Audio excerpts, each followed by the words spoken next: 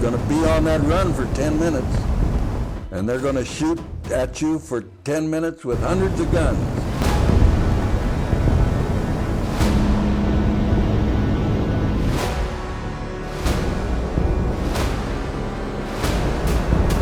The bomb run is when you're most vulnerable.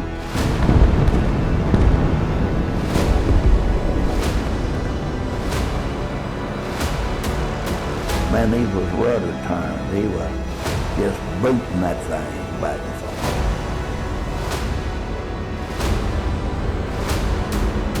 I know he's nervous as a damn dog because I've seen him. His hands were shaking when we got him in there.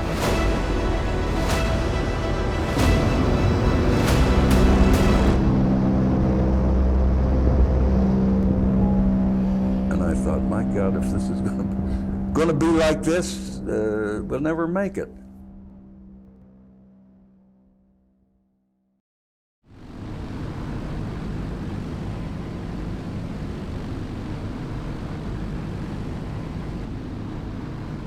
I'd like to start by thanking my Patreon and YouTube members for your support, and a special thanks to Raymond McFarlane for allowing me to use your interviews. If you're interested in seeing the full interviews, you can find them on Raymond's channel, link in the description.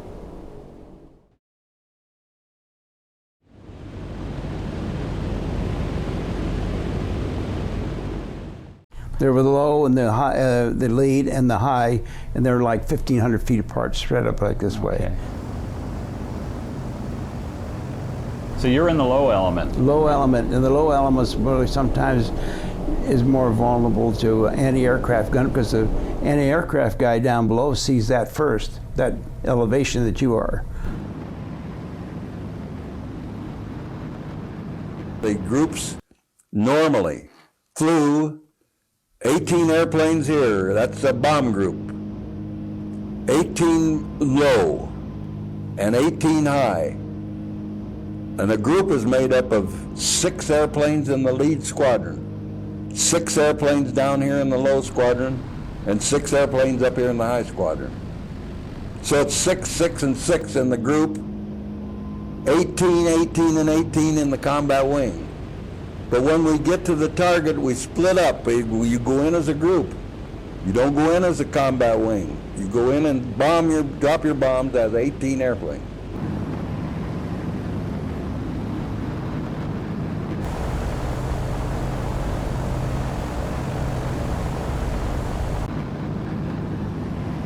So we're splitting up to do that, and the flak starts coming up, and it's black.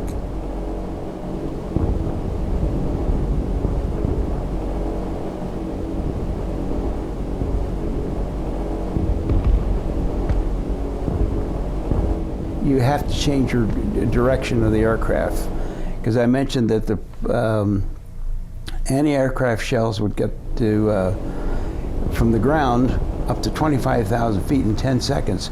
If they mark the shell on the ground and you move 10 degrees to the left, the shell's going to burst there where you were.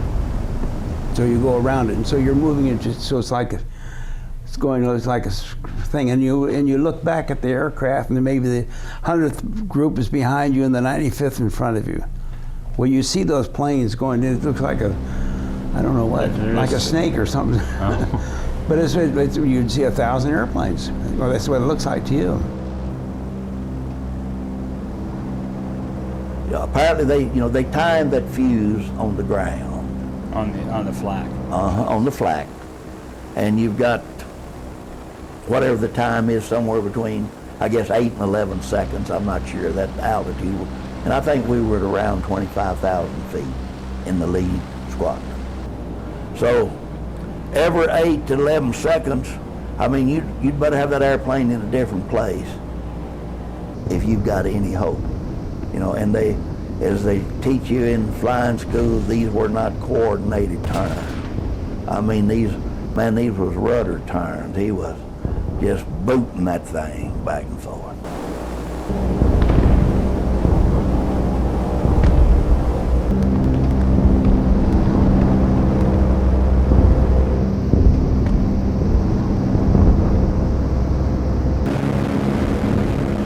I realized all of a sudden somebody is shooting at me.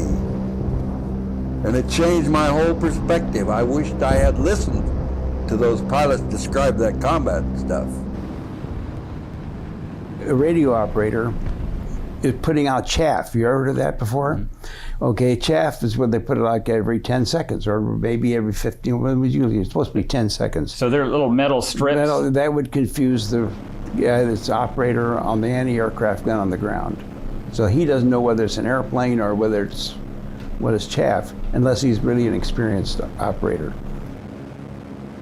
They would drop that, and that would kind of foul up their radar. They wanted to see how high we were and how fast we were going so they could shoot right at us with this stuff.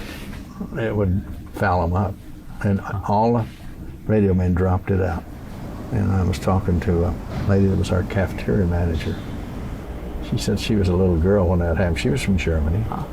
And he'd go out and gather it up and roll it into a big ball and then give it to their war effort.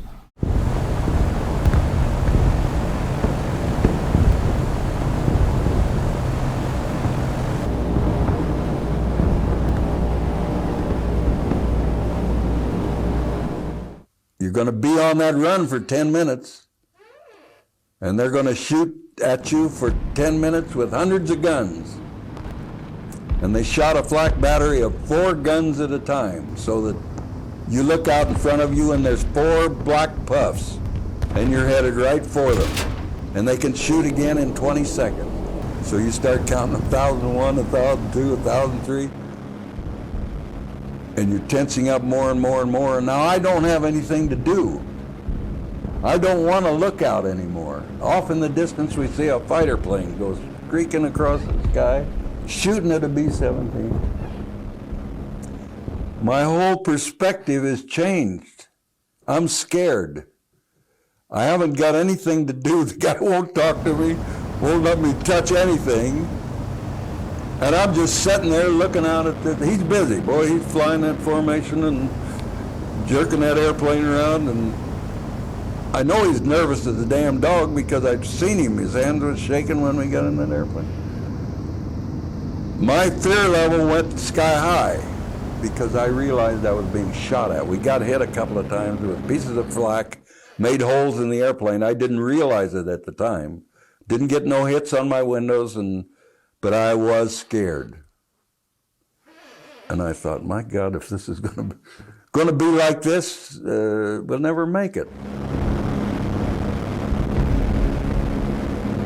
So you're coming in on the IP on this, and you have to go straight then, and because you want accuracy for your bombing. That's what you're after.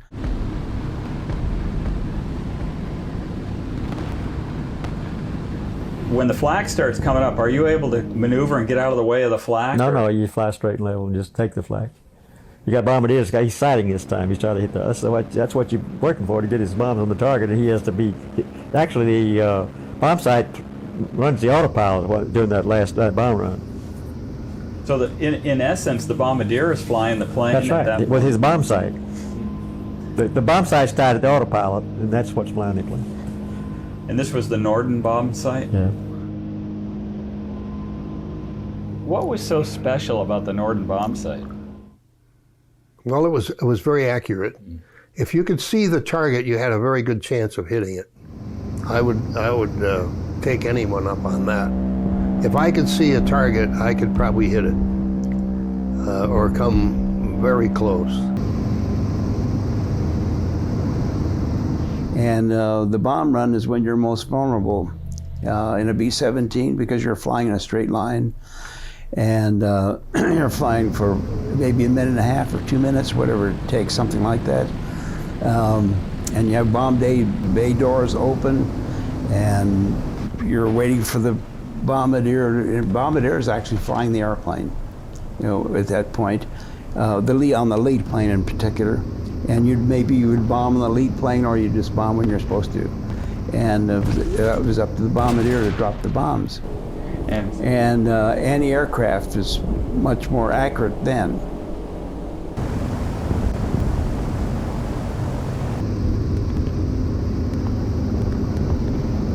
Flak started really a lot of times when we were on the initial bomb run, you know.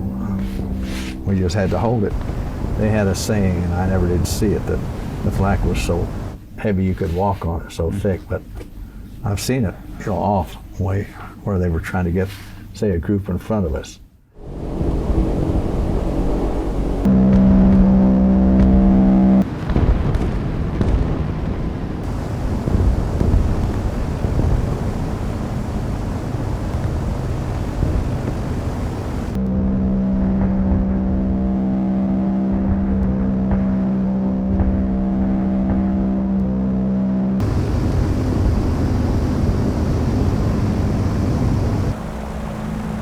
Every plane didn't have a Bombardier, and the one of the guys that was on the plane was just a Toggleier? Toggleier. Yeah, I couldn't think of the word.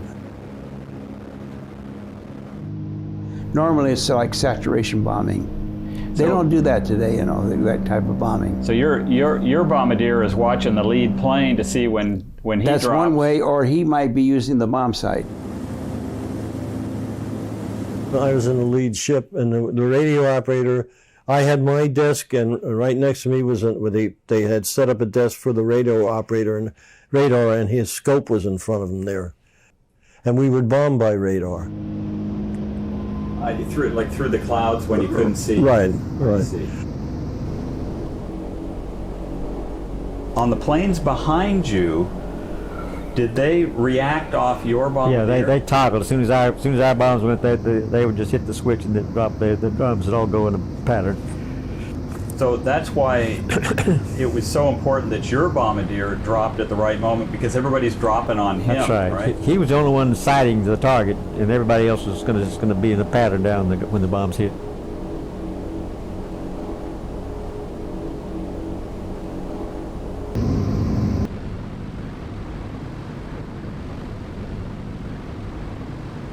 Every flight I ever made, I had a bomb sight. I took it very seriously that I was going to bomb this target, and I was a very conscientious young fellow, and did all the calculations and the arithmetic and whatever to get my bomb sight ready. Had a heater that I always used. It was like a blanket, a leather-covered blanket with a zipper that was electrically heated to keep the sight warm.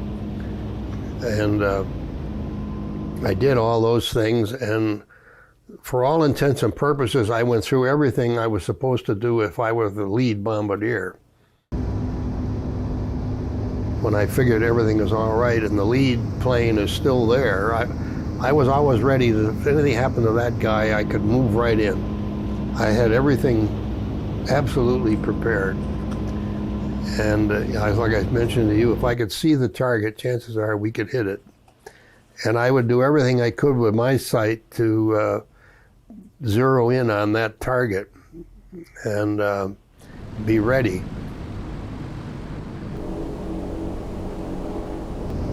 The problem we had was that our Toggleier, this was our first mission, and Toggleier had some kind of trouble when the lead plane dropped its bombs, but for some reason our bombs didn't release. And unfortunately, as soon as you release, then the formation changes somewhat as usually we lowered to get the speed of the lowering and go in some direction, so the flak couldn't follow that exact. Well, he finally released our bombs, and this group was under us, but fortunately they didn't, but we heard about it.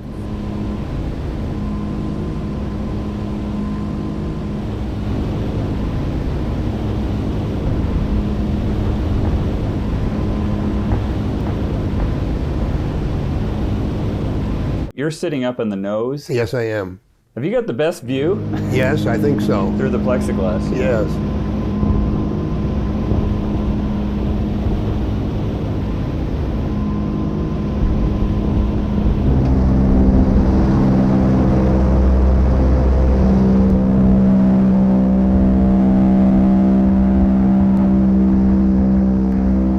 I My first mission was, I think it was Cologne, Germany. Well, I'm a ball turret gunner, so I've got the best view of everyone on the plane, and it was exciting. I mean, Cologne is a historic city, also, you know, churches and everything. And just to see those bombs going down, and wondering if they were going to hit anything precious, you know, that I wondered, but it was good. Mm. Yep. I think the worst one was the last mission we flew to Berlin because there was no military target. The guy says, we're just going to go to Berlin. The planes spread out. We're just going to kill people. Mm. And I didn't like that kind of talk. Even at the time. Huh? Right. Even though this was the enemy, you still had that feeling even then. Well, because we were killing more civilians when we were military. Which I don't think is... Did they ever explain why they were doing that? No. I guess to create more confusion in Berlin, because a lot of people were going into Berlin to get away from everybody and the Russians, and so I just thought that was not the right thing to say.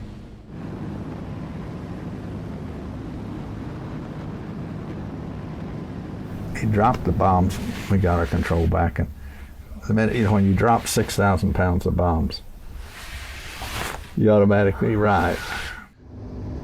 After you drop your bonds, you were permitted to detach any way you felt, and then reform the squadron. Well, the navigator's giving you a heading, so you make a turn right away. Sometimes a descending turn, but usually a descending turn, because they got your altitude. The gunners have got your altitude, so you want to change altitude a little bit.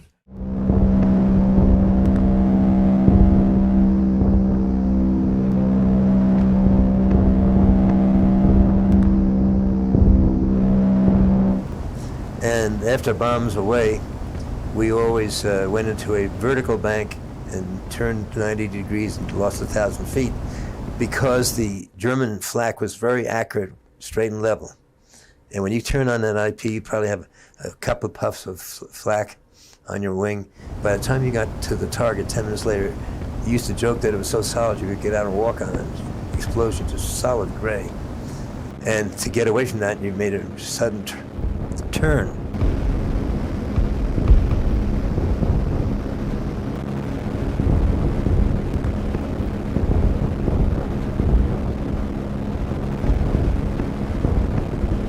My co-pilot and I, we had our feet on the wheel, diving in a diving turn, which is the most difficult to follow with an aircraft. And we had that plane, I believe, going close to 250 miles an hour. We thought we were going to rip the wings off, because it was a bad mission in the sense that it was very heavy flak. And you could, the kind they say you can walk on. And one of the things that would happen sometimes, you had two squadrons turning and they'd kind of mesh. We used to call it shuffling the deck. And I've never been concerned about heavy traffic on the ground ever since.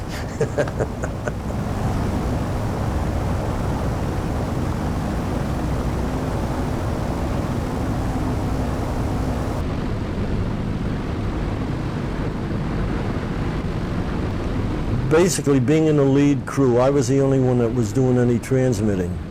And I would get, after the Bombardier would drop the bombs, the pilot and the Bombardier would make out what they call a strike report. And they would send that back to me, and I would radio that back to the 8th Air Force. And a strike report, what would typically... It would tell what the results of the bombing, whether we bombed the primary or the secondary target, what the results were, what was there heavy enemy, what kind of action, was there heavy flak or enemy action, fighter action, things of that nature.